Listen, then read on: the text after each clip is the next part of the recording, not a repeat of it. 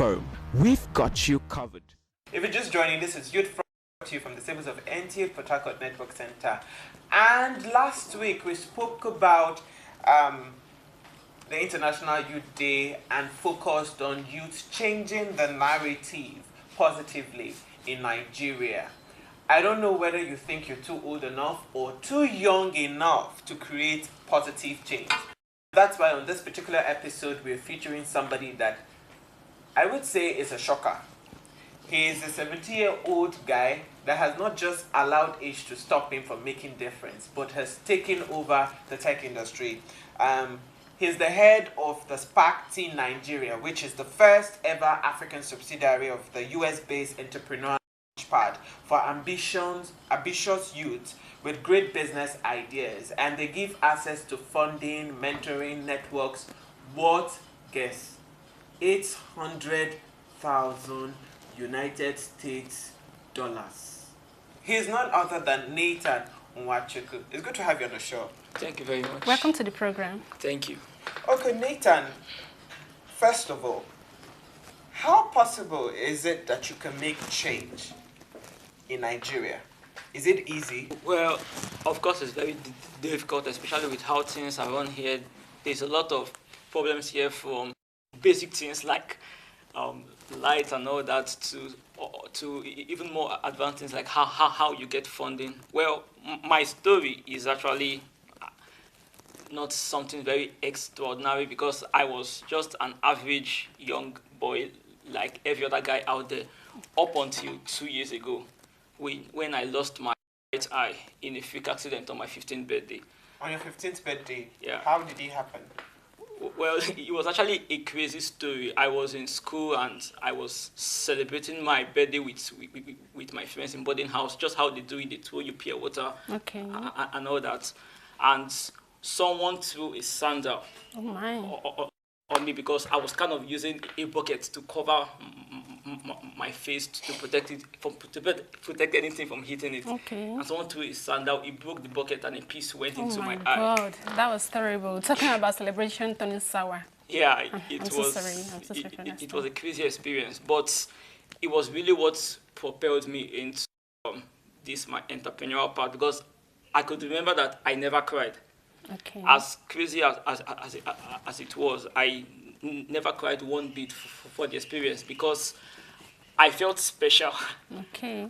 I felt like I could use this and empower the other youths out there. I wanted to use this as an opportunity, as a challenge for myself personally, because a lot of people thought that my life was doomed. Okay. It was over, that I would never achieve something great again. Wow, that's beautiful. And I love your profile. Like, have gone through your profile and I love your story. Now, there is this thing about earlier this year, you were chosen as part of the 40 finalists of LinkGap, which is a US-based accelerator for the youths. And you also co-founded Blabber and LPs. So please tell us more about this. Yeah. Apps. Yeah, so I was chosen as part of the 40 finalists of LinkGap, the only African that was chosen. And it was African and the only Nigerians. Specific Rivers. From here. Rivers. Yes, it was a great experience, and it was actually meant to take place in San Francisco, Silicon Valley, which everyone knows is the tech hub of the world. Okay. But due to the pandemic, it became a virtual program, which was, by the way, still a great experience. Still a great experience. And virtual, and basically what they do is that they help with stuff like funding, access to mentors, resources, and you're part of a community of change makers from around the world. Okay. So yeah, I also co-founded Blabber and LPs, and the first was actually a social debating platform for students. Which is Blabber. Which is Blabber. Okay. You can check it out on our website and all that. While LPs is actually a current project I'm working on. Okay. So due to the pandemic, I found out that our education system is just so, and you can see that the future is leading towards online tutoring. Exactly. So I went out of my way to actually build an app where anyone can create, discover, and book online classes on anything. Wow. focused on non-academic skills because the future is also skill-based. Okay. I want to get this. All the things you're saying you've done, you've gone to university. No, I took a gap year, 2 gap year actually. I got admission, but I just felt it wasn't right because it's not about going to university, getting a degree, you come out and you basically live like a zombie. I wanted to make an impact with my life. I wanted to really make a change. You understand? So you took 2 years, if I get you right, you sat down and took 2 years off going to the university. yes, Just because you wanted to create change. yes. And you spoke with your parents. So I'm thinking that this 2 years was when you were 15-year-old. No, it started last year, Okay. 16. 16. So you sat your parents down and told them, I'm not going to school for 2 years. 17 and 18. Yes. And they understood. It was tough, but my mom is very understanding. She always knew that I have a passion to change the world. I want to do something. So it was tough, but they understood. Okay, now I must admit you have a great passion out there. So may I know what inspired you into going into this line of business? Well, when I was younger, I actually wanted to be an astronaut. Wow. I wanted to go to space and all that. I'm still very well fascinated by the idea of space and all that. But what really inspired me to go into this line of business, especially being a tech entrepreneur, was I discovered that the people who really have the power to change the world and make an impact are tech entrepreneurs. Okay. And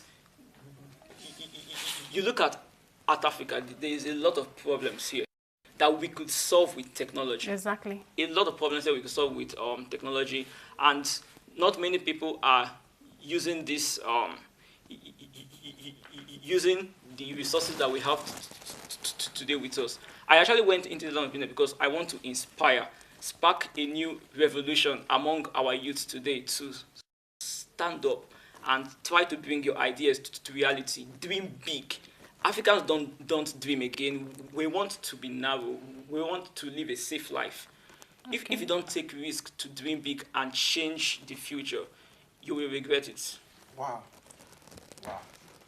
You know, I love your kind of dream, and we are regarded as a third world country because we are backward in technology. So I love dreams like this, and I pray we have more people that are reasoning along your side. So before we let you go, what is your advice for the youth? Just one thing: dream big, work hard. That is the only thing I have to say today. Feel like you can't do it, even though I agree, our environment is not very suitable for a lot of things, but you just have to keep pushing. Just keep pushing, and one day something will work for you. Just one day. Wow. Okay, so you had a dream big and work hard. And this conversation, there's two things that is, first of all, have a dream. Exactly. Have a dream. Because, I mean, I can't believe that from 15 years, 16 years, you were able to sit down and think that this is what you really wanted to do. It takes a lot of guts to be able to walk up to your parents and say, see, this is what I want to do. Exactly. And the fact that you lost your sight when you were 15, day your 15th birthday, and I remember you saying that you told your parents, let's forgive the guy, let's not do anything to the guy. Such a big heart. It's something that, I'm not saying it to sweet anybody, me, I can't do that. You take one eye, no, we are not that nice. Well, he's in River State, he's a Nigerian, he's a young guy, and he has been able to make a difference. And he's making a difference. You are based where? And you are complaining. And you are not yet old. What is your excuse? Nathan is one of the thousands of Nigerians that continue to change across Nigeria and across the globe. And we believe that if you have a dream and work hard, like he said, you would make it. So before Nathan goes, I would like Nathan to tell us his favorite musical video. I think we'll go on that. Yeah. Well, my favorite song is a song called "I Found You" by Cold Fusion. Who is Cold Fusion, by the way, is one of the best tech YouTubers in the world right now, and yeah, it's a pretty dope song, especially to lift up your spirits. And he's a Nigerian. He's a Nigerian, yeah. Rivers. Based in River State too. Wow. Not based in, he's from River State, but he's based in Australia. Oh wow! So let's sing the song. I mean, people like some sort of words, so let's see if the song is word. And when we come back, we'll be talking entertainment. Always ask yourself some questions. Are we really interested in the same things? Do we feel at ease together? Are we proud of each other?